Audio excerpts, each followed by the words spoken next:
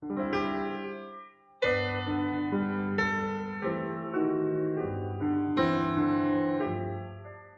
같이 자리에 일어나셔서요. 요한복음 6장 16절에서 21절까지 말씀, 우리가 함께 말씀을 한 절씩 교독하도록 하겠습니다.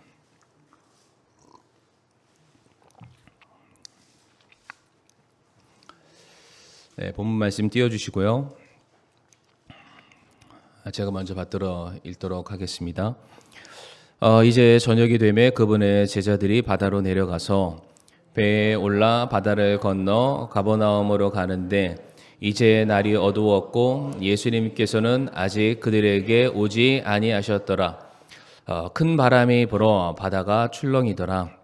이에 그들이 노를 저어 25 내지 30 스타디온쯤 가다가 예수님께서 바다 위로 걸어 배에 가까이 오시는 것을 보고 두려워하거늘 그분께서 그들에게 이르시되 나니 두려워하지 말라 하시니라. 이에 그들이 그분을 반가이 배로 받아들였고 배는 곧 그들이 가려던 무태에 이르렀더라. 아멘. 아버지 하나님 감사합니다. 이 시간 또 저희들 능력 많으시고 또 우리를 긍휼히 여겨주시는 아버지 하나님의 말씀을 또 듣기 위해 이 자리에 모였습니다. 하나님 말씀을 통해서 저희를 위로하여 주옵시고 말씀을 통하여서 우리가 능력 많으신 주님에 대한 확신과 소망을 더욱더 품을 수 있는 이 귀한 시간 될 수 있게 인도해 주시옵소서. 예수님의 이름으로 기도를 드리옵니다. 아멘. 오늘은 요한복음 6장 16절에서 21절까지 말씀 통해서 두려워하지 말라라는 제목을 함께 말씀을 나누기를 원하는데요. 원래는 이제 제가 사도행전 강의 말씀을 계속해서 이제 전해 왔습니다.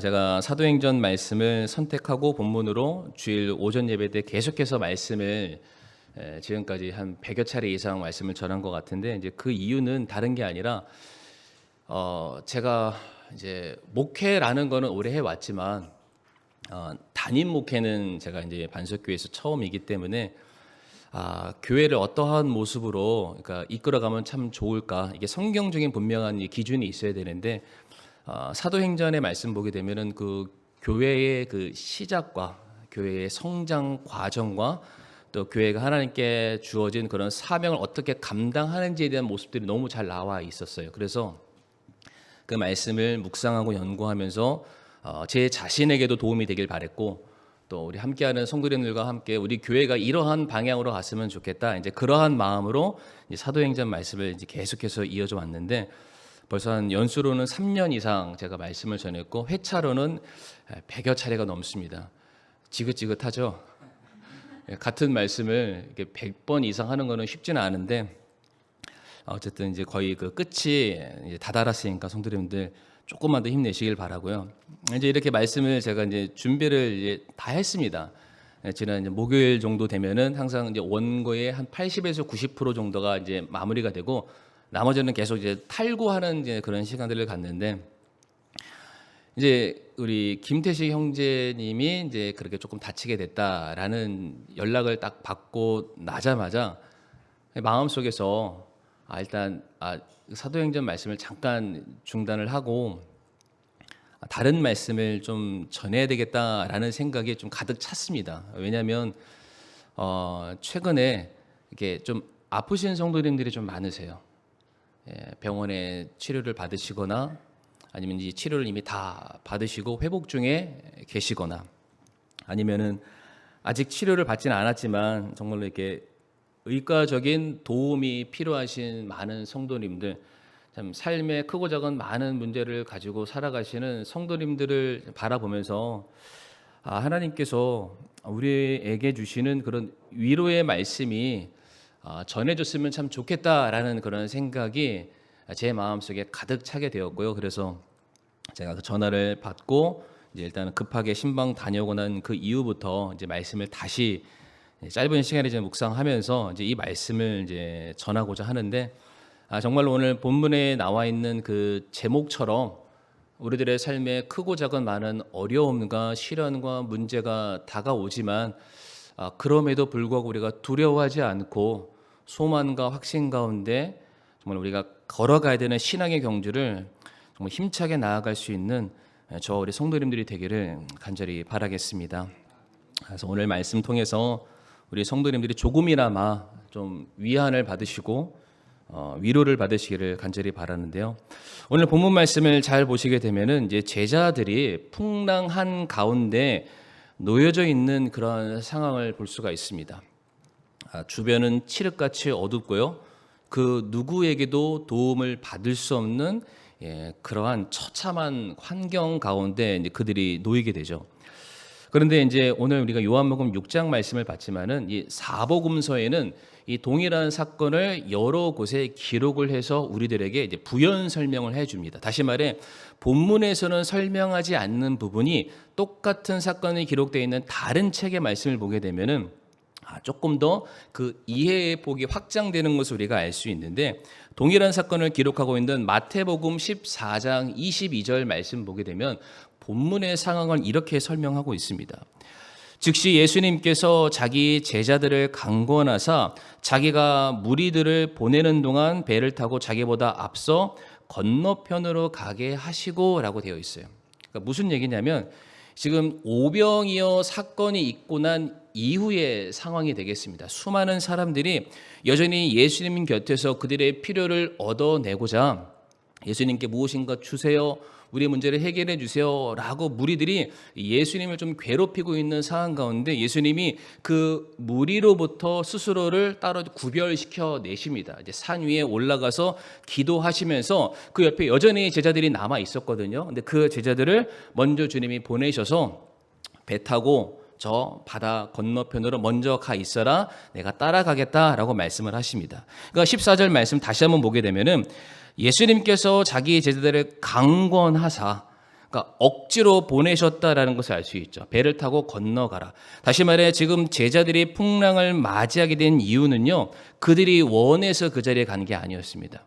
그러니까 주님의 강권하심으로 말미암아 그들이 원치 않는 배를 타게 되었고요, 원치 않는 과정 속에서 그들이 풍랑을 맞이하게 된 것입니다.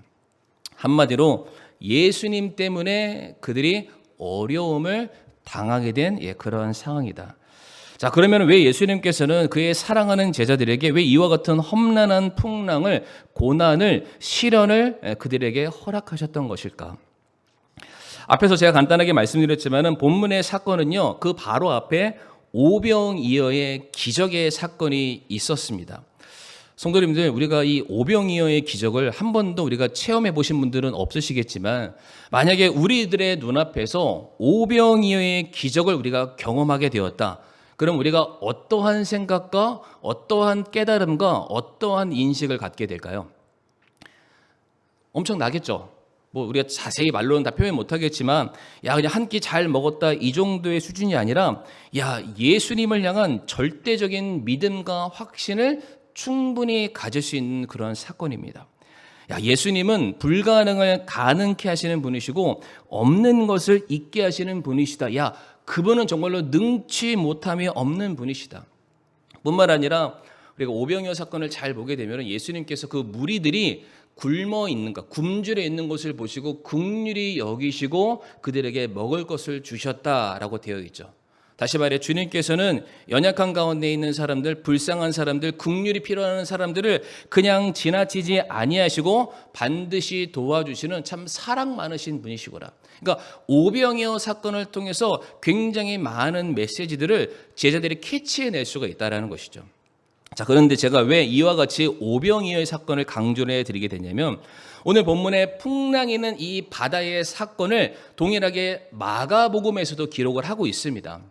그런데 이 풍랑이는 사건이 끝나는 그 지점에 마가복음에서는 이것을 무엇이라고 설명하고 있냐면, 마가복음 6장 52절 말씀 한번 보도록 하겠습니다. 한번 성도님들 읽어주시겠습니까? 시작. 이는 그들의 마음이 굳어져서 빵의 기적을 깊이 생각하지 못하였기 때문이다. 그러니까 지금 이 말씀은 오병이어 사건이 끝났을 때를 말하는 것이 아니라 오병이어 사건이 끝나고 풍랑이는 바다의 사건이 끝난 직후에 예수님께서 제자들의 영적인 상태를 설명하시는 거예요. 분명히 그들이 오병이어의 기적을 분명히 경험했는데 그 사건의 현장의 주인공으로 그들이 남아 있었는데 그 사건 바로 이후에 있었던 풍랑이는 시련과 고난을 맞이하게 되었더니만 그들의 삶 속에 오병이어의 기적은 그냥 사라져버린 상태였다라고 말을 하고 있어요. 오병이어의 기적은 그들의 과거의 사건일 뿐 현재를 살아가는 그들의 삶에는 그 어떠한 도움도 주지 못하고 있다라는 것이죠. 물론 예수님께서 행하셨던 오병이어의 사건이 가지고 있는 임팩트가 부족하다, 그 사건이 담고 있는 메시지가 부족하다라는 그런 의미가 아닙니다. 그런데 제자들은 그러한 엄청난 이적과 그리고 기적을 경험했음에도 불구하고 여전히 예수님에 대한 이해가 미진했고요. 또한 예수님이 어떠한 분이신지를 여전히 그들이 깨닫지 못하고 있었음을 성경이 말해주고 있어요. 그러니까 지금 예수님께서 제자들을 바라보시면서 참 이들이 나에 대한 분명한 인식을 갖고 내가 누군지를 확실하게 깨닫고 나의 제자로서 이 사명을 감당해야 될 텐데 이 사람들의 모습이 세상 사람들과 전혀 다를 바가 없음을 주님께서 한탄하신 거예요. 성도 여러분들, 요한복음 6장 말씀 보게 되면 예수님께서 수많은 사람들이 여전히 자기를 따라오는 모습을 보게 됩니다. 그 앞에는 오병이어 사건이 기록되어 있는데 오병이어 사건을 통해서 수많은 사람들이 그래 예수님을 따라가면 내 주린 배가 채워지고 내 삶의 문제가 해결되고 어떠한 필요한 것들을 얻어낼 수 있으니까 그래 우리가 계속해서 예수님을 쫓아가자. 수많은 사람들이 계속해서 예수님을 마치 괴롭히듯이 팬덤을 이루어서 막 따라다닙니다. 그러니까 예수님께서 그 무리들을 바라보시면서 이렇게 꾸지람을 하세요. 너희가 나를 쫓는 것은, 나를 찾는 것은 먹고 배가 부르기 위한 빵을 찾는 것인데 나는 그것을 주기 위해서 온 것이 아니다. 분명히 말씀하십니다. 그러면서 요한복음 10장 10절 말씀 보게 되면은 예수님께서 왜 이 땅에 오셨는지, 왜 이 땅에 오셔서 어떠한 사역을 감당하실지에 대한 분명한 자신의 메시지를 선포하시는데요. 같이 한번 읽어보겠습니다. 시작. 내가 온 것은 양들이 생명을 얻게 하고 또 생명을 더욱 풍성히 얻게 하려 함이라. 아멘. 예수님이 사람들에게 주고 싶은 것은 먹고 배부르는 빵이 아니라 그들의 영혼이 구원받는, 그들의 생명이 더해지는 생명의 양식인 바로 자기 자신을 받아들여야 됨에 대해서 강조를 하셨어요. 그러니까 예수님께서 그 수많은 사람들에게 나 더 이상 너희들에게 빵 안 줄 거야 라고 선언을 해버리시니까 그 수많은 인파들이 그 자리에서 마치 썰물 빠지는 것처럼 전부 다 도망치게 되죠. 그때 혹시 예수님께서 자기 제자들을 바라보시면서 뭐라고 말했는지 기억하시나요, 성도님들? 너희도 가려느냐라고 말씀하셨어요. 왜 그럴까요? 여전히 제자들도 예수님을 바라봤을 때 빵 한 조각 얻어내고 그들의 삶의 필요 정도, 어느 정도 도움받는 수준으로 여전히 예수님을 따르고 있었기 때문에 예수님이 그것을 지적하셨던 거예요. 그래서 오늘 본문 사건 보게 되면 그들이 오병이어의 사건을 경험했음에도 불구하고 불가능을 가능케 하시는 분, 그리고 병중 가운데 연약한 자들을 다시 살리시기 위해서 자기 몸을 내어주신 그 분에 대한 정확한 인식이 없는 제자들을 다시 한번 가르쳐 주시기 위해서 예수님께서 제자들을 강권하여서 바다 한가운데로 보내셨다라는 겁니다. 다시 말해서 그들에게 무엇인가 메시지를 전해주시기 위해서 자기 자신이 누구인지를 명확하게 그들에게 가르쳐 주고 싶은 분명한 주님의 원하심이 있었기 때문에 제자들을 배를 태워서 바다 한가운데 보냈다라는 것이죠. 자, 그러면은 구체적으로 예수님께서 제자들에게 무엇을 가르치기를 원하셨던 것일까? 우리가 첫 번째 메시지가 무엇이냐면은 우리와 함께 하심을 보여주시길 원했다라는 거예요. 두려워하지 말라라고 말씀하신 주님께서 무엇을 우리에게 가르치기를 원하셨냐면 내가 언제나 너와 함께하고 있다. 그 사실을 잊지 말 것을 이 사건을 통해서 우리에게 말씀하고 계세요. 오늘 본문 6장 17절 말씀 우리 성도님들 읽으셨지만 우리가 한 번 더 읽어보기를 원합니다. 시작.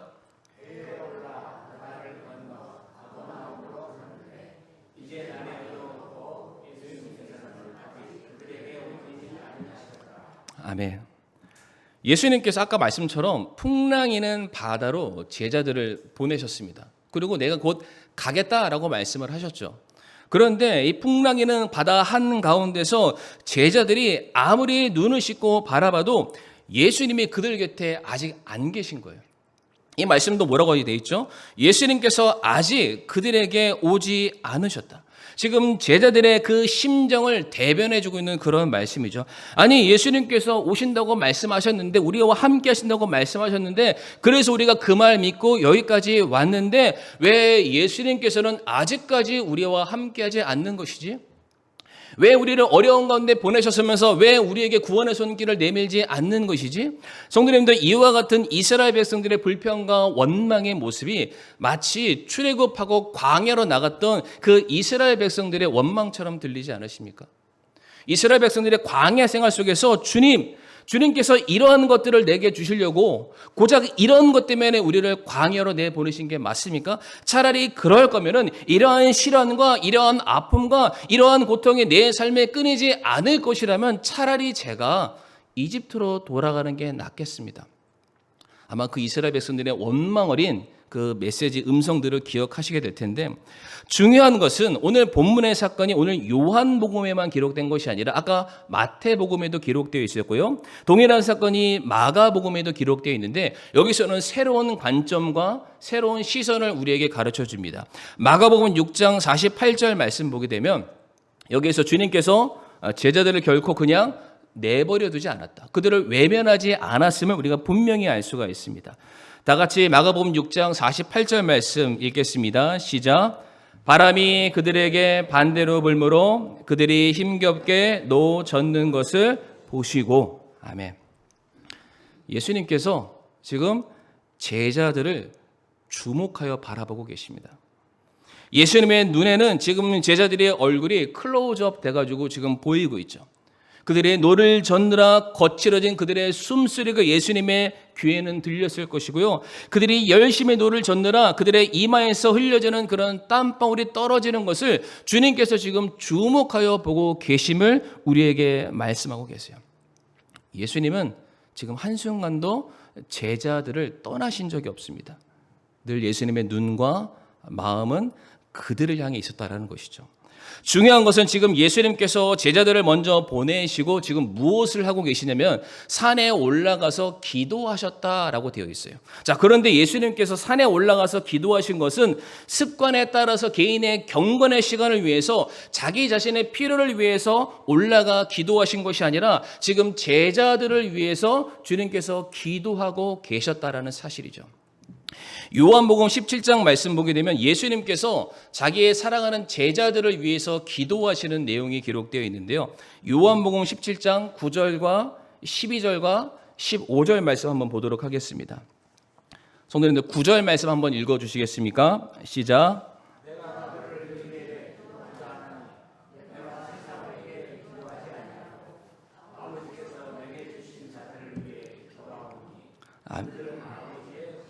아멘. 예수님이 말씀하시죠. 내가 그들을 위해서 기도합니다. 나는 세상을 위해서 기도하지 않습니다. 하나님의 사랑받지 않는 자들을 위해서 기도하는 것이 아니라 아버지께서 내게 주신 그 사랑하는 자들을 위해서, 그들이 아버지의 것이기 때문에 내가 아버지의 것은 단 하나도 잃기를 원치 않기 때문에 내가 그들을 위해서 간절히 기도합니다. 12절 말씀도 읽어주시겠습니까? 시작. 내가 그들과 함께 세상에 있을 때에 아버지의 이름으로 그들을 지켰나이다. 아버지께서 내게 주신 자들을 내가 지켰고 멸망의 아들 외에는 그들 중에 하나도 잃어버리지 아니하였으니 이것은 성경 기록을 성취하려 함이니이다. 15절 말씀 제가 읽겠습니다. 나는 아버지께서 그들을 세상에서 데려가시라고 기도하지 아니하오며 다만 그들을 악에서 지켜주시라고 기도하나이다. 예수님의 기도는 철저하게 그의 사랑하는 제자들에게 포커스를 맞추고 있습니다. 아버지께서 주신 자들을 저는 결단코 잃기를 원치 않습니다.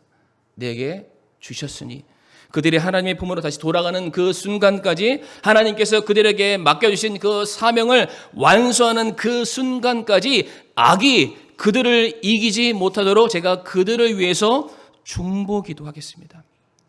사랑하는 성도님들, 예수님께서는 십자가 위에서 돌아가시기 직전까지 누구를 위해서 기도했냐면 자기 자신을 위해서 기도하지 않고 모든 인류를 위해서 기도하셨습니다.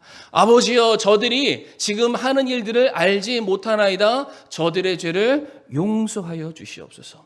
예수님께서는 숨이 넘어가는 그 순간까지 하나님이 사랑하는 자들을 건져내시기 위해서 그 영혼 한 명 한 명을 위해서 중보 기도하시는 분이 우리의 주님이시죠.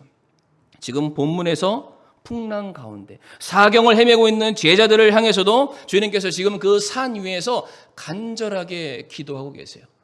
제가 산 위에서 기도한다고 하니까 누가 생각났냐면 아말렉과의 전쟁 가운데 이스라엘 백성들의 승리를 위해서 두 손을 번쩍 들고 기도했던 모세의 모습이 생각이 났습니다. 손을 들고 기도하면 승리하고 그 손에 힘이 빠져서 지치면 내리면은 이스라엘 백성들이 뒤로 물러가는 그 모습을 보니까 모세가 어떤 선택을 하게 됩니까?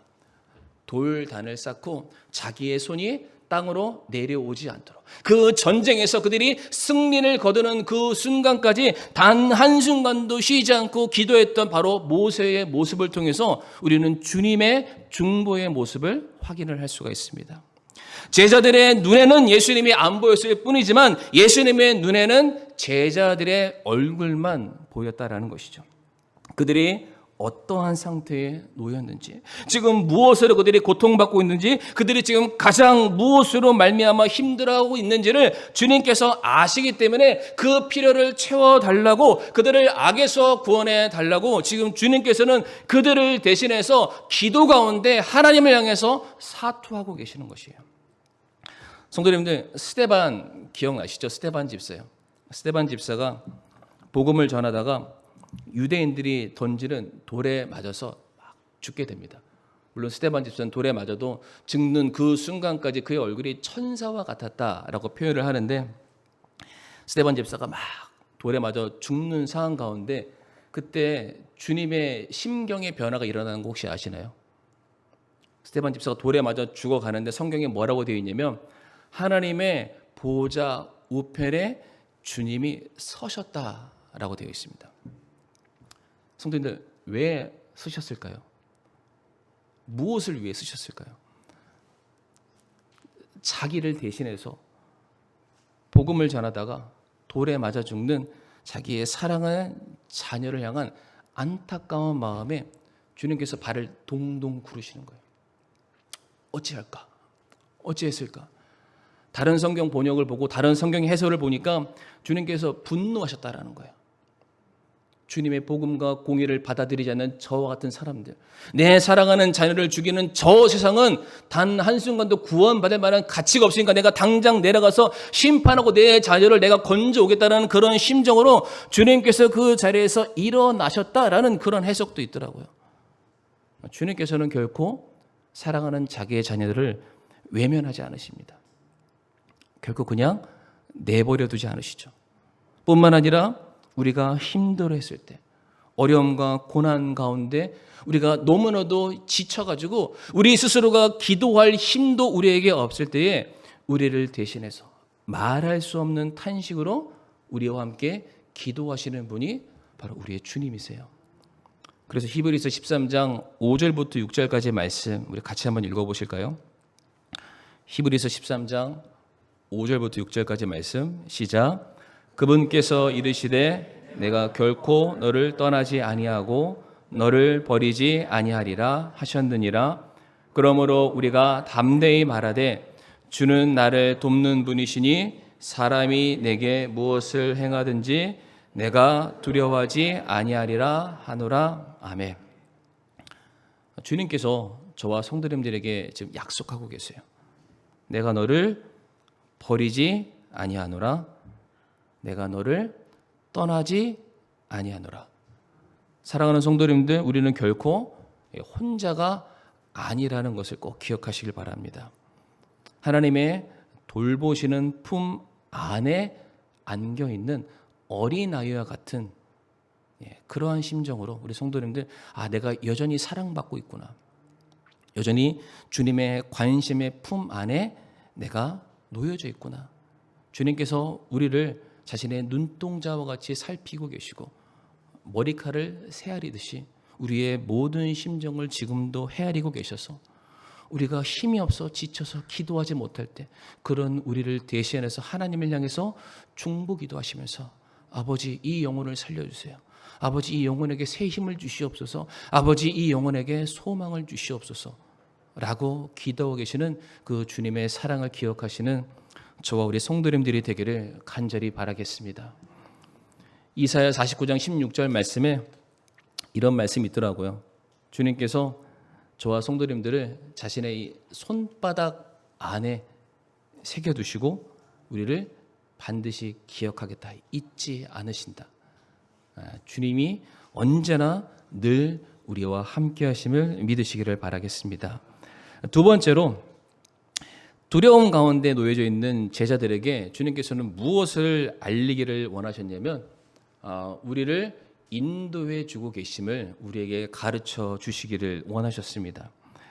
오늘 본문이 지금 벌어진 이 사건의 시간대가 기록되어 있는데요. 마태복음 14장에 보게 되면은 이때의 사건이 일어난 시간을 밤 4경쯤이다라고 되어 있는데, 유대인들은 밤 시간을 네 등분을 합니다. 그래서 밤 4경은 대략 몇 시부터 몇 시냐면 새벽 3시부터 새벽 6시 사이를 의미를 합니다. 근데 그런 말이 있죠. 동트기 전에가 가장 어둡다. 들어보셨을 거예요. 그러니까 지금 가장 어두운 시간입니다. 그러니까 육안으로 확인이 안 되는 시간. 그런데 거기에 이미 풍랑이는 태풍이 몰아치고 있으니까 더더욱 분간이 안 되는 그런 상황 가운데 제자들이 놓여 있게 됩니다. 그리고 오늘 본문 19절 말씀 보게 되면 제자들이 배를 타고 그들이 노를 저어서 약 25 혹은 30 스타디온을 저어서 나아갔다라고 되어 있는데 1스타디온이 약 185m 정도 된다고 합니다. 그래서 제가 간단히 계산해 봤더니 대략 5km 정도 제자들이 노를 저어서 나아간 거예요. 그런데 갈릴리 바다가 약간 고구마처럼 생겼거든요. 근데 그 좌우의 폭이 약 10km 정도 된다고 합니다. 그러니까 정확하게 한 가운데 제자들이 놓여 있는 거예요. 누구의 도움을 받을 수 없는 가장 어두컴컴한 시간, 누구에게도 확인될 수 없는 그와 같은 장소에 제자들이 놓여 있으니까, 다른 말씀들을 제가 다 찾아보니까 제자들이 뭐라고 말하냐면, 주여 우리가 지금 죽게 생겼는데 우리를 돌아보지 아니하시나이까 라고 하면서 하나님 향해서 계속해서 원망의 소리를 외치고 있는 거예요. 바로 그와 같은 제자들을 향해서 이제 기도하셨던 주님이 그들에게 찾아가사 오늘 본문 20절에 이와 같은 메시지를 선포하시게 되죠. 20절 말씀에 그분께서 그들에게 이르시되, 같이 읽을까요? 시작. 나니 두려워하지 말라 하시니라. 아멘. 주님이 말씀하세요. 나다. 두려워하지 말아라. 근데 성도님들, 주님이 이 말씀 자체만으로도 우리에게 위로가 되는데 이 말씀을 하셨던 위치가 되게 중요합니다. 지금 주님이 어디에서 이 말씀을 하셨을까요? 네. 바다 위에서 이 말씀을 지금 선포하고 계십니다. 지금 주님께서는 제자들을 죽음으로 내몰아치고 있는 그 풍랑과 태풍을 헤치면서 제자들 앞에 지금 서 있으십니다.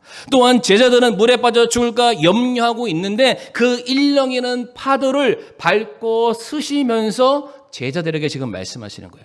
그들이 인식하고 있는 우리가 이것 때문에 죽겠다라는 그 문제를 주님께서 이기시고 극복하시고 난 그 위에 서서 제자들에게 말씀하시기를 나다. 두려워하지 말라라고 말씀하세요. 우리가 동병상련이라고 나와 비슷한 처지와 비슷한 아픔을 갖고 있는 사람에게 위로를 받으면은 참 마음에 해소가 되는 것도 있겠죠. 그러나 성도님들, 좀 극단적인 예로 사업에 실패해서 노숙자가 된 사람에게 괜찮아, 너 성공할 거야, 이 말하면 좀 도움이 되나요? 차라리 그 사람이 그런 어려운 가운데서도 스스로 극복해내서 이겨서 내가 과거에는 이런 처지였었지만 열심히 성실하게 충성을 다하고 하나님께 기도했더니 내가 이길 수 있는 힘을 얻었어. 너도 그렇게 될 수 있어. 이게 더 도움이 되지 않겠습니까? 그러니까 주님께서 지금 말씀하시는 거예요. 우리와 똑같은 고난과 시련을 주님께서 받으셨지만 주님께서는 그 모든 문제를 극복하시고 이기시면서 사랑하는 제자들 앞에 서셔서 하시는 말씀이 무엇이냐면은 나다. 두려워하지 말아라. 성도님, 이 메시지 나니 두려워하지 말아라. 이게 구약 성경에 정확하게 어떠한 표현이냐면 I am that I am. 내가 곧 하나님이다. 하나님의 자기 표현을 지금 주님께서 말씀하시는 거예요. 너희를 괴롭히는, 너희를 어렵게 만드는 이 세상의 모든 것들을 주관하고 창조하고 조성하신 이가 하나님이신데 그 하나님이 곧 나다. 너희가 나를 믿는다면, 나를 확신한다면, 나를 부여잡기만 한다면 너희들의 삶에는 결코 두려움이 없을 거야 라는 메시지를 주님께서 그들의 눈 앞에서 이 놀라운 메시지를 지금 선포하고 계신다라는 거예요. 성도님, 이 말씀은 신명기 31장 6절 말씀의 인용 말씀이기도 합니다. 우리가 다 같이 신명기 31장 6절 말씀을 보도록 하겠습니다. 같이 한번 읽어보실까요? 시작. 마음을 강하게 하고 크게 용기를 내라. 두려워하지 말라. 그들을 무서워하지 말라. 주 내 하나님은 곧 너와 함께 가시는 그분이시니라. 그분께서 너를 떠나지 아니하시며 버리지 아니하시니라 하니라. 아멘. 조금 전에 봤었던 히브리서 13장 5절에서 6절 말씀과도 똑같죠. 여기서도 내가 너를 버리지 않겠다. 내가 너와 함께 하겠다. 근데 이 말씀에서 성도님들 더 중요한 포인트는 무엇이냐면 중간에 있는데요. 주 내 하나님은 곧 너와 함께 가시는 분이시다라고 되어 있습니다. 그냥 함께만 있는 게 아니에요. 잠깐 왔다 가시는 분이 아니라 이제 우리와 함께 하셔서 우리가 가는 길을 인도하시는 분이시기 때문에 내가 너희를 떠나지 않을 것이기 때문에 너희는 결코 두려워할 필요가 없음을 말씀하고 계세요. 다시 말해서 이제 우리가 주님을 찾고 의지하게 되면은 우리들의 삶에 주객이 전도가 되는, 내가 내 삶을 이끌어가는 그런 삶이 아니라 이제 주님께서 내 삶을 이끌어가시는 삶으로 새롭게 전환될 것을 우리에게 약속하고 계시는 거예요. 그 성도님들, 오늘 본문 21절 상반절에 어떤 말씀이 기록되어 있습니까? 이에 그들이 그분을 반가이 배로 받아들였다. 집사님, 본문 말씀, 집사님이 계속 저만 쳐다보고 계셨습니다. 오늘 본문 6장 21절 말씀 같이 한번 읽어보실까요? 앞에 노란색 글씨만 시작. 이에 그들이 그분을 반가이 배로 받아들였고. 선생님, 제가 질문 한번 해볼 텐데요. 배가 가라앉으면 그 이유가 뭘까요? 배가 왜 가라앉을까요? 네, 맞습니다. 원래 배는 물 위에 뜨도록 만들었는데 그 배에 물이 들어오면은 가라앉게 되는 거예요. 마찬가지로 우리 안에 낙심과 절망과 시련과 고난이 계속해서 들어오면은 우리도 무너질 수밖에 없습니다. 영적으로 침체될 수밖에 없는 것이죠. 그런데 제자들이 뭐라고 말하나요? 풍랑이 일어났지만 그 배에 물이 들어온 게 아니라 주님께서 들어오셨을 때에 그들의 영적인 상황이 완전 새롭게 바뀌게 됩니다. 그들이 반가이 기쁨으로 평안과 확신 가운데 주님을 받아들였다. 마찬가지로 우리들의 삶에 시련과 고난과 문제가 아니라 주님께서 우리 안에 들어오시게 되었을 때 이제 나라는 내 배의 주인이 바뀌게 되는 것이죠. 내 스스로 노졌고 세상의 풍파를 견뎌내는 그런 사람이 아니라 이제 우리가 주님이라는 방주 안에 들어가서 우리가 안전하게 우리가 원하는 곳을 나아갈 수 있게 된다는 사실입니다. 제가 오늘 말씀을 묵상하면서 딱 이 찬양이 생각이 났습니다. 이따 폐회 때도 찬양하길 원하는데 이 시간에는 성도님들 저희가 반주 없이 육성으로 찬송가 329장 1절만 좀 같이 찬양하길 원하는데요. 앞에 화면에 띄워주실 겁니다. 같이 한번 찬양해 보시겠습니다. 흔치 않는 기회인데요. 성도님들 기쁨으로 한번 해보시길 바랍니다. 은혜 한량 없으신 주님, 친히 십자가 지셨네. 이 세상에 복풍심 하나 주님 안에 쉼 있네. 주의 은혜 생각할 때에 세상 걱정 다 사라지네. 주님 한 분만으로 내게 만족 넘치며 모든 시험 이기네. 아멘. 은혜 한량 없으신 주님, 저와 성도님들을 사랑하시는 주님께서 친히 우리가 짊어지고 있는 삶의 무게를 대신해서 지어주시니까 우리가 풍랑 가운데 있으나 그 안에서도 여전히 쉼이 있다라고 말씀하고 계시죠. 우리가 그 은혜를 생각했을 때에 여전히 우리는 풍랑 가운데 놓여져 있지만 우리가 주님의 품 안에 안겨 있다라는 그 은혜 하나가 우리들의 모든 걱정과 근심을 사라지게 만들고 모든 시험을 이길 수 있는 분명한 확신과 믿음을 우리에게 주신다라고 말씀을 하세요.